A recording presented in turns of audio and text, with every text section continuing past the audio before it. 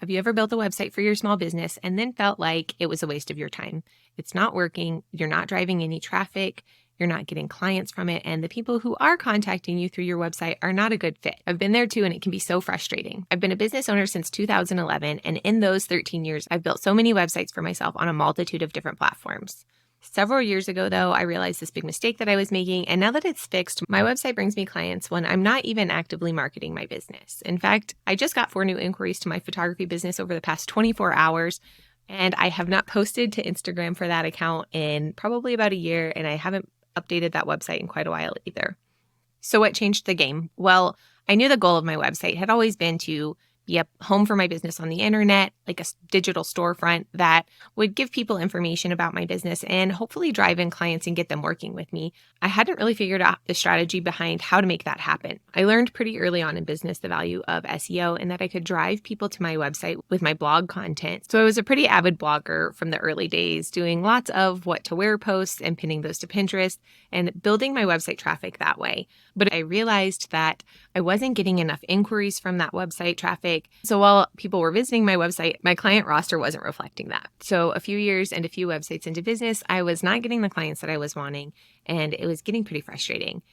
I can tell you now that a big piece of that strategy is compelling copy. My first several websites always started with me choosing a template or a design, going with the aesthetic of the site before anything else, and then trying to plop text in wherever it would fit within that template, often just looking at what was there for filler text that the template designer had made, or looking at other photographer or small business websites and kind of mimicking that.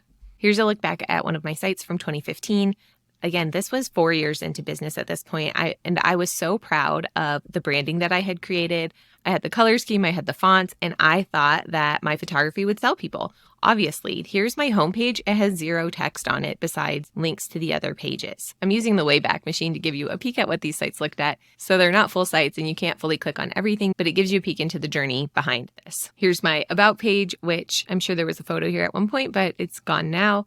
But you can see I really just didn't know what to write and filled in some things, hoping that people would find me. I was a big time blogger from my early days though, and these posts are what really kept my business afloat because they were places where I had put a little more effort and a little more copy, and those were what Google was showing to people. By 2017, I had realized that people were struggling to get the information that they needed from the site that I had and had redone my site. Here you can see I was at the point where I was trying to target a certain kind of family photography client. I was talking a little bit more about capturing those like in-between moments along with those Christmas card photos because I was tired of getting those sessions that were just the Christmas card, everybody posed and smiling at the camera session. That wasn't what I wanted to shoot, and I was learning that the words on my website were part of how I would indicate to people that that isn't what I wanted to shoot. So you can see here, again, this is, an old version of a site, so it's not perfect, but you can see a little bit more about how I laid things out. I was realizing that I needed testimonials, more information, pricing throughout the site. And this was a Squarespace site that was just a 1-page long scroll site and then had like my blog posts and other things throughout as well. By 2018, I had started to get more clear on what my message was, who I wanted to talk to, and how to talk to them a little more clearly. As you can see here, I started leaning into more language, more text, and talking about the experience that people would have with my photography business versus the one down the street. I learned that being different is better than being better, and found ways to lean into my skill set and what I wanted to offer to help reach those right people.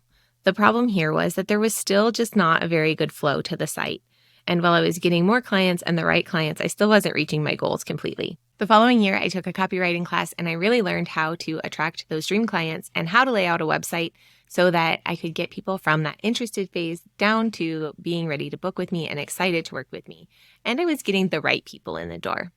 With these previous websites, I wasn't attracting the right people if I was attracting anyone at all. I was often getting emails that just said how much, or people who wanted wedding photography when I only offered family and newborn photography, or people wanting indoor sessions when I only offered outdoor sessions, things like that. I wasn't getting the people who really genuinely understood what it was that I did, what my skill set was, and how I could help them. There was also a disconnect between what I was charging and the value that I was showing on my website.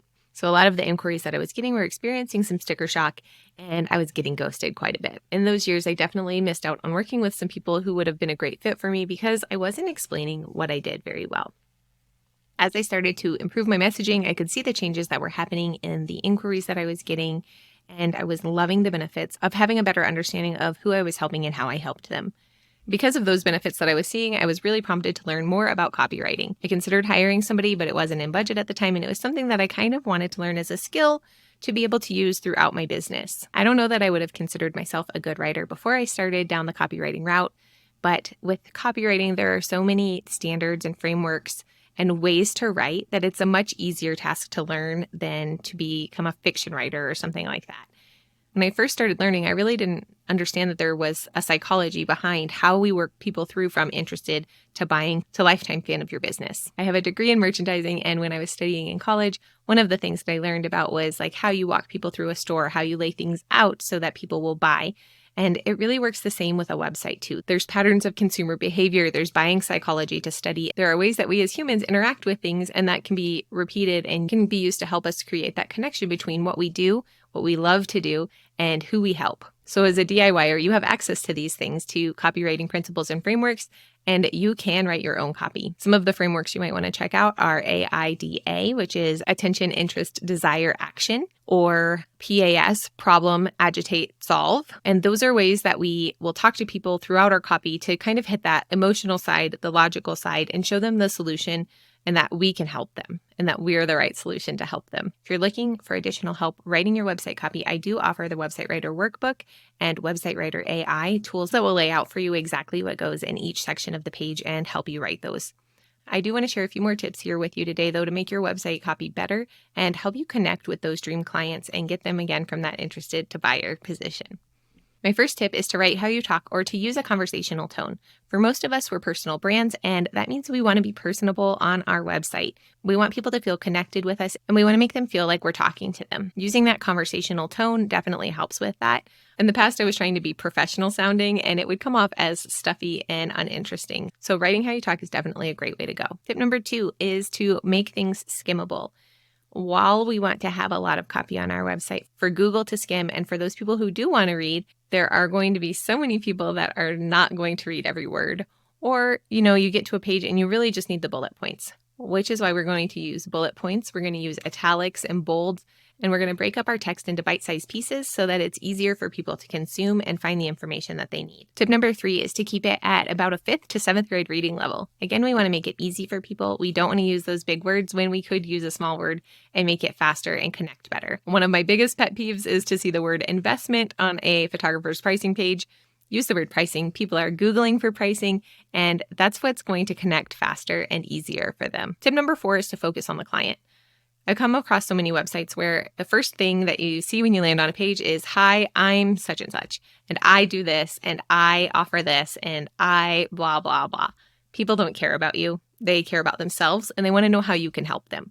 So we want to make sure that we're addressing their problem, letting them know that we see where they're at and we understand where they're coming from and that we can help them. Yes, you can put in some details about you, who you are, and what you do, but we really want to always focus it back on why that's important to the person that's reading the page. The 5th tip that I want to share today is to use call to action throughout your site.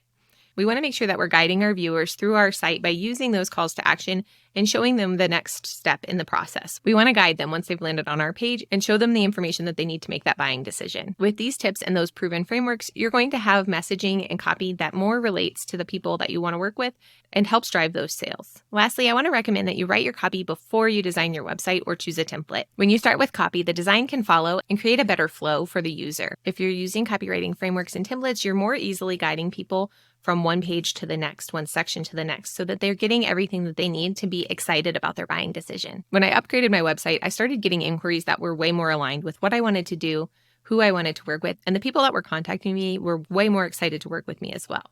I wasn't getting those how much period end of story inquiries anymore. I was getting emails saying, I love your style. I love the way you work with kids and show their personalities. I love how you do what you do. Things like that made it a lot easier to raise my prices and be excited to show up at work. Putting in the time and the effort to write good copy will pay off in the long run. As I said, my photography website is currently about 4 years old. I have not updated the copy on that site since 2020, and it's still driving me traffic and bringing me in clients who are aligned and excited to work with me. If you're ready to get a website that does that for you, check out my Website Writer Workbook and Website Writer AI. They're linked below, and I will see you in the next video.